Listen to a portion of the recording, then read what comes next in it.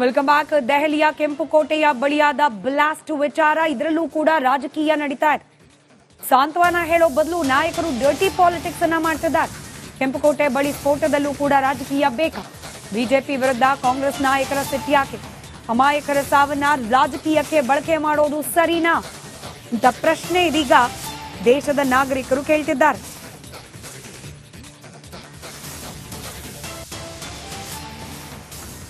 ಬಿಹಾರ ಚುನಾವಣೆ ಟೈಮ್ನಲ್ಲಿ ಬ್ಲಾಸ್ಟ್ ಹೇಗಾಯಿತು? ಇಂಥದ್ದೊಂದು ಅನುಮಾನ ಸಚಿವ ಜಮೀರ್ ಅಹಮದ್ ಖಾನ್ ಅವರಿಗೆ ಬಂದಿದೆ. ಕೇಂದ್ರ ಸರ್ಕಾರ ಇದಕ್ಕೆ ಉತ್ತರವನ್ನ ಕೊಡಬೇಕು ಅಂತ ಹೇಳಿ ಸಚಿವ ಜಮೀರ್ ಅಹಮದ್ ಖಾನ್ ಕೇಂದ್ರ ಸರ್ಕಾರವನ್ನ ಪ್ರಶ್ನೆ ಮಾಡಿದ್ದಾರೆ.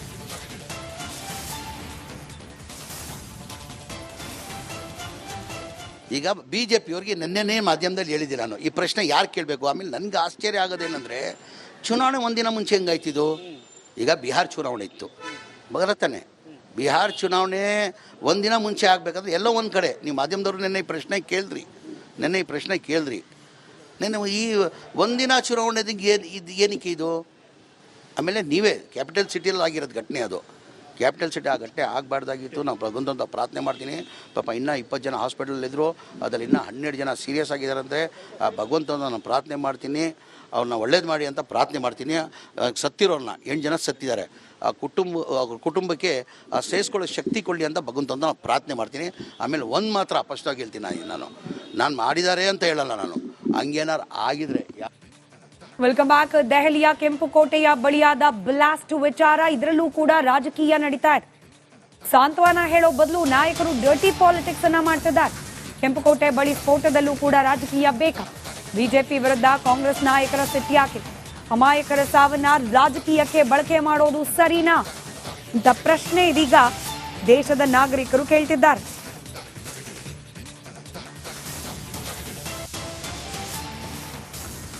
ಬಿಹಾರ ಚುನಾವಣೆ ಟೈಮ್ನಲ್ಲಿ ಬ್ಲಾಸ್ಟ್ ಹೇಗಾಯಿತು? ಇಂಥದ್ದೊಂದು ಅನುಮಾನ ಸಚಿವ ಜಮೀರ್ ಅಹಮದ್ ಖಾನ್ ಅವರಿಗೆ ಬಂದಿದೆ. ಕೇಂದ್ರ ಸರ್ಕಾರ ಇದಕ್ಕೆ ಉತ್ತರವನ್ನ ಕೊಡಬೇಕು ಅಂತ ಹೇಳಿ ಸಚಿವ ಜಮೀರ್ ಅಹಮದ್ ಖಾನ್ ಕೇಂದ್ರ ಸರ್ಕಾರವನ್ನ ಪ್ರಶ್ನೆ ಮಾಡಿದ್ದಾರೆ.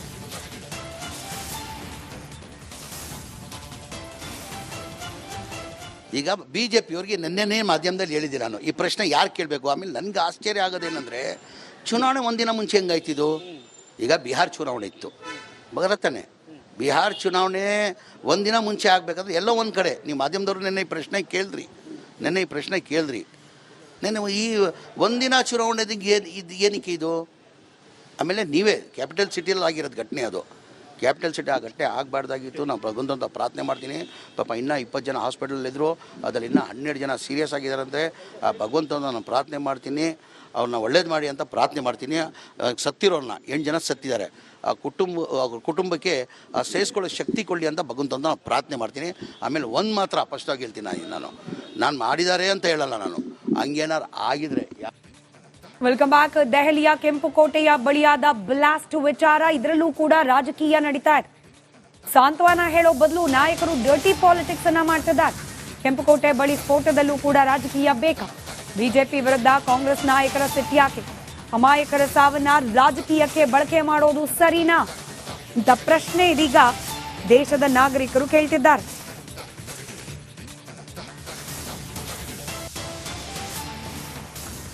ಬಿಹಾರ ಚುನಾವಣೆ ಟೈಮ್ನಲ್ಲಿ ಬ್ಲಾಸ್ಟ್ ಹೇಗಾಯಿತು? ಇಂಥದ್ದೊಂದು ಅನುಮಾನ ಸಚಿವ ಜಮೀರ್ ಅಹಮದ್ ಖಾನ್ ಅವರಿಗೆ ಬಂದಿದೆ. ಕೇಂದ್ರ ಸರ್ಕಾರ ಇದಕ್ಕೆ ಉತ್ತರವನ್ನ ಕೊಡಬೇಕು ಅಂತ ಹೇಳಿ ಸಚಿವ ಜಮೀರ್ ಅಹಮದ್ ಖಾನ್ ಕೇಂದ್ರ ಸರ್ಕಾರವನ್ನ ಪ್ರಶ್ನೆ ಮಾಡಿದ್ದಾರೆ.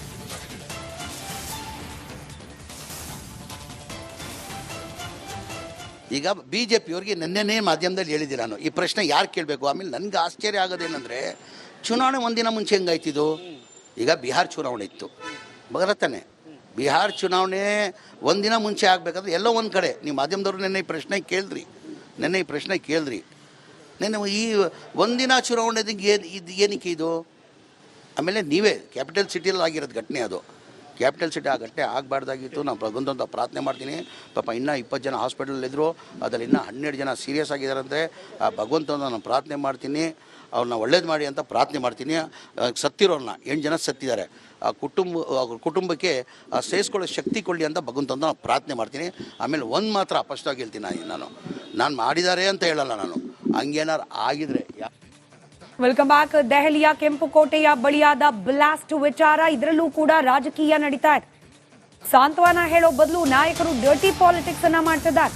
ಕೆಂಪುಕೋಟೆ ಬಳಿ ಸ್ಫೋಟದಲ್ಲೂ ಕೂಡ ರಾಜಕೀಯ ಬೇಕಾ? ಬಿಜೆಪಿ ವಿರುದ್ಧ ಕಾಂಗ್ರೆಸ್ ನಾಯಕರ ಸಿಟ್ಟಿಯಾಕೆ? ಅಮಾಯಕರ ಸಾವನ್ನ ರಾಜಕೀಯಕ್ಕೆ ಬಳಕೆ ಮಾಡೋದು ಸರಿನಾ ಅಂತ ಪ್ರಶ್ನೆ ಇದೀಗ ದೇಶದ ನಾಗರಿಕರು ಕೇಳ್ತಿದ್ದಾರೆ.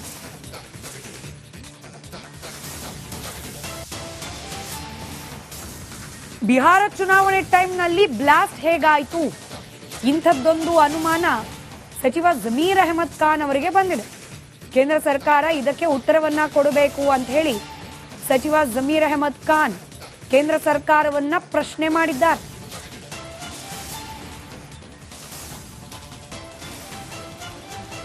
ಈಗ ಬಿಜೆಪಿಯವರಿಗೆ ನಿನ್ನೆನೇ ಮಾಧ್ಯಮದಲ್ಲಿ ಹೇಳಿದ್ದೆ ನಾನು. ಈ ಪ್ರಶ್ನೆ ಯಾರು ಕೇಳಬೇಕು? ಆಮೇಲೆ ನನಗೆ ಆಶ್ಚರ್ಯ ಆಗೋದೇನೆಂದರೆ, ಚುನಾವಣೆ ಒಂದಿನ ಮುಂಚೆ ಹೆಂಗಾಯ್ತಿದ್ದು?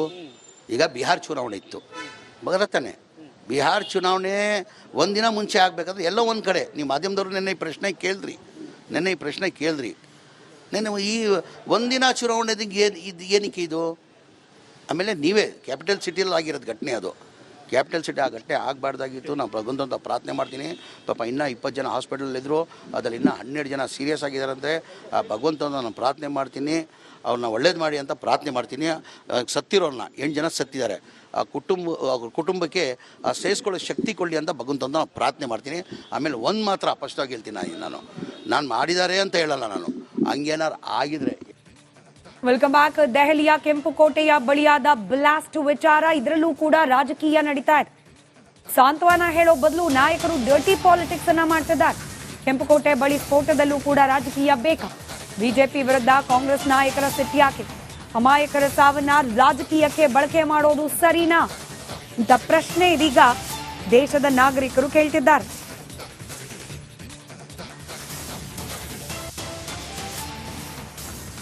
ಬಿಹಾರ ಚುನಾವಣೆ ಟೈಮ್ನಲ್ಲಿ ಬ್ಲಾಸ್ಟ್ ಹೇಗಾಯಿತು? ಇಂಥದ್ದೊಂದು ಅನುಮಾನ ಸಚಿವ ಜಮೀರ್ ಅಹಮದ್ ಖಾನ್ ಅವರಿಗೆ ಬಂದಿದೆ.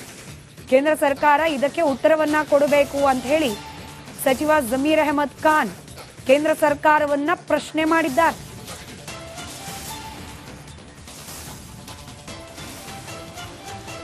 ಈಗ ಬಿಜೆಪಿಯವರಿಗೆ ನಿನ್ನೆನೇ ಮಾಧ್ಯಮದಲ್ಲಿ ಹೇಳಿದ್ದೆ ನಾನು. ಈ ಪ್ರಶ್ನೆ ಯಾರು ಕೇಳಬೇಕು? ಆಮೇಲೆ ನನಗೆ ಆಶ್ಚರ್ಯ ಆಗೋದೇನೆಂದರೆ, ಚುನಾವಣೆ ಒಂದಿನ ಮುಂಚೆ ಹೆಂಗಾಯ್ತಿದ್ದು? ಈಗ ಬಿಹಾರ ಚುನಾವಣೆ ಇತ್ತು, ಬರತ್ತಾನೆ. ಬಿಹಾರ ಚುನಾವಣೆ ಒಂದಿನ ಮುಂಚೆ ಆಗಬೇಕಾದ್ರೆ ಎಲ್ಲೋ ಒಂದು ಕಡೆ ನೀವು ಮಾಧ್ಯಮದವರು ನೆನ್ನೆ ಈ ಪ್ರಶ್ನೆ ಕೇಳಿದ್ರಿ. ನೆನ್ನೆ ಈ ಒಂದಿನ ಚುನಾವಣೆಗೆ ಏನಕ್ಕೆ ಇದು? ಆಮೇಲೆ ನೀವೇ ಕ್ಯಾಪಿಟಲ್ ಸಿಟಿಯಲ್ಲಿ ಆಗಿರೋದು ಘಟನೆ ಅದು.